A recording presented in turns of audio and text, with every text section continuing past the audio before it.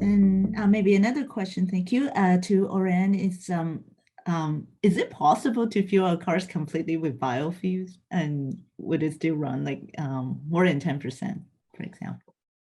Yes, you certainly can. If you reach far back in history, Ford's Model T actually had some cars that run on ethanol alone.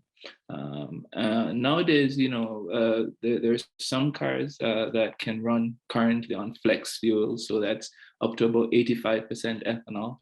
And there's some engines that are designed to run purely on ethanol, so the options are there. But the average car on the road now, I think, can go up to maybe about 15% ethanol or even 20% before there might be some issues that you need a redesign.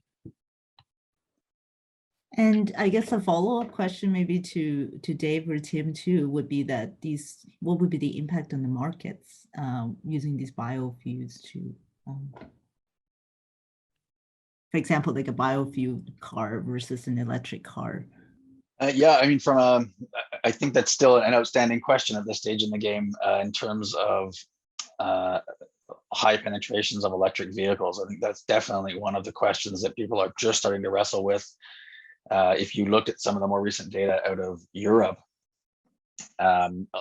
electric vehicles are, I think there was like, I forget the number, but I want to say 20% of new vehicle registrations this past year. They actually overtook diesel for new vehicle registrations this year. So I think it's kind of an open question. It's sort of unfolding in real time, what the impact of that is going to be and when they start to charge and what that looks like. And we really don't have vehicles that run on one or the other in terms of biofuels and electric vehicles. They're more of a replacement for each other.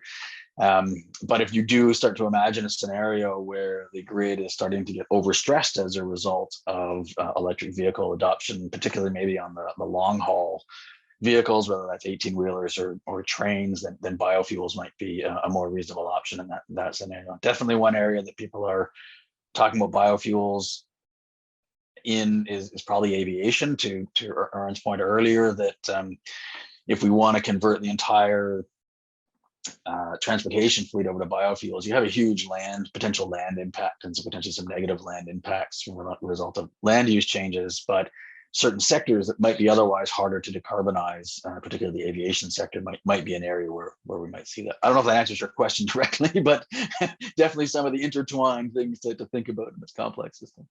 Yeah, and I would just add to the emphasis of, the challenges we face with electric vehicle growth, because if everyone comes home and plugs in their EVs at the same time, it's going to create big spikes of electricity demand. And that's a big issue of debate of how can we deal with this and how can we manage it.